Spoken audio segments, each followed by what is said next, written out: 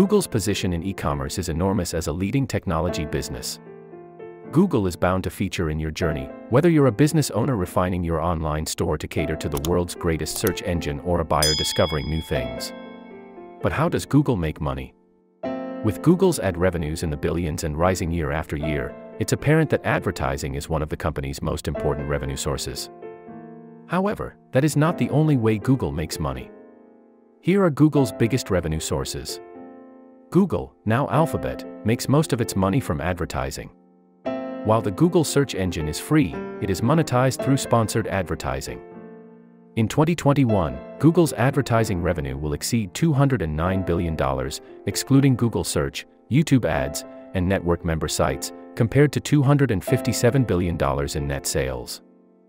Advertising accounted for more than 81% of net sales, followed by Google Cloud, $19 billion, and other Google revenue streams, Google Play, Pixel phones, and YouTube Premium.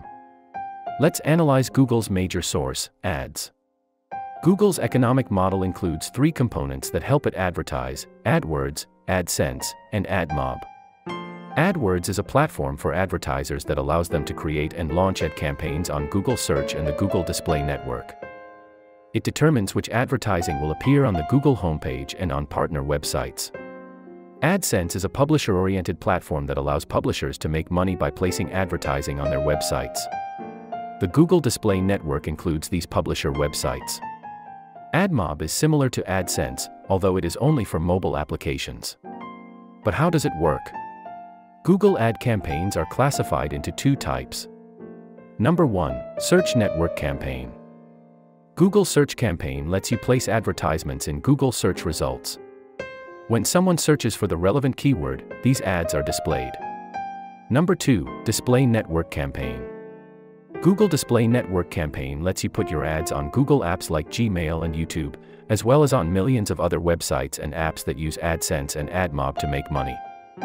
These ads can be targeted based on the activities of people on your website as well as the targeted keywords, which will be shown on the most relevant content. Typically, multiple advertisers bid on the same keyword, search network and display network, or placement, display network, and the winner is determined by Google launching an auction. The CPC bid, the maximum amount you're willing to bid for a click on the ad, and the quality score are used to determine the winner of this auction, a metric that decides how relevant your ad is to the user. The product of these two criteria yields the advertiser's ad rank, and the one with the highest ad rank wins the auction. Here's an example to help clarify things. Advertiser A has a maximum bid of $2, a quality score of 10, and an ad rank of 20. Advertiser B has a maximum bid of $3, a quality score of 6, and an ad rank of 18. Advertiser C has a maximum bid of $5, a quality score of 3, and an ad rank of 15. Even though Advertiser C placed the highest bid, Advertiser A won the auction because his ad was deemed a good fit for the keyword/placement. Now, how much will Advertiser A actually spend per click for this ad?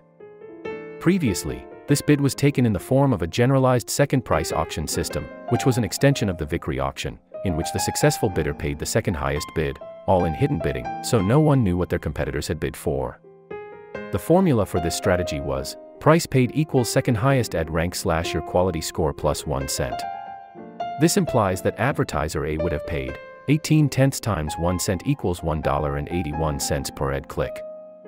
Google, on the other hand, has lately switched to first price auctions, in which the advertiser now pays what he bids for. This means that Advertiser A will now pay the following: 20 cents equals $2 per ad click. The quality score is extremely significant in ranking advertisements. Now, let's find out some other aspects of the Google Ads program. Number 1, the Google AdWords. An advertiser must only pay if their advertisement is clicked on a publishing partner's website while using Google AdWords. As a result, the fee is calculated as a cost per click. This is a way that advertisers have used before to figure out if Google AdWords is affecting their reach. Number 2, Google Shopping Advertisements.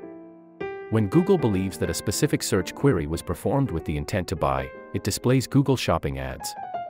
You've probably seen Google Shopping advertising. Google Shopping ads are great for figuring out who your target shoppers are because they are more direct and show prices more clearly. Number 3, Google Display Network. The interesting thing about the Google Display Network is that it uses partners to distribute its ads. Advertisers are continually bidding for ad space on a partner's website or application. Of course, because it is the partner's property, they can choose which advertisements to keep, which categories to keep, and which format and text style of the advertisement is best suited to go with the website's appearance. Meanwhile, there are other ways Google makes money. Google's business strategy has diversified far beyond search. Similarly, the revenue model has extended to incorporate money from Google Maps, G Suite, Google Cloud, Android, the Play Store, and acquisitions such as Dialogflow, Kaggle, and others. Let's analyze them one after the other. Number 1. Google Maps earnings. Google Maps follows in the footsteps of its parent firm, earning some of its money from advertisements, local search ads and promoted pins. However, Google Maps generates the majority of its money through its API, which is used by large firms such as Uber, Trivago, Airbnb, Pokémon Go, and others. Pay-as-you-go pricing is used for the software, and developers get a $200 credit on their billing account every month to cover the costs of their use. Number 2. Google Translate earnings. Like Google Maps, Google Translate is a free program that lets people make money when businesses use its API.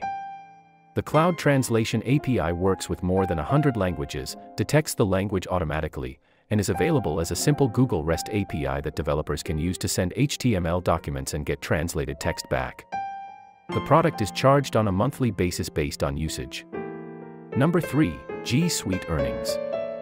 G Suite is a cloud productivity and collaboration tool suite that includes Gmail, Calendar, Drive, Hangouts, Docs, Sheets, Slides, Sites, Jamboard, AppMaker, and Vault. The brand follows a freemium business model, in which the individual user receives a certain amount of cloud storage and functions for free but must pay when he wants more or wants to use it for business purposes.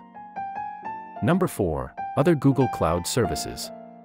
Google Cloud includes G Suite, Maps API, and Translate API. The company, like Amazon, provides many more cloud-based solutions for developers and charges based on usage. Number 5. Android and Play Store earnings.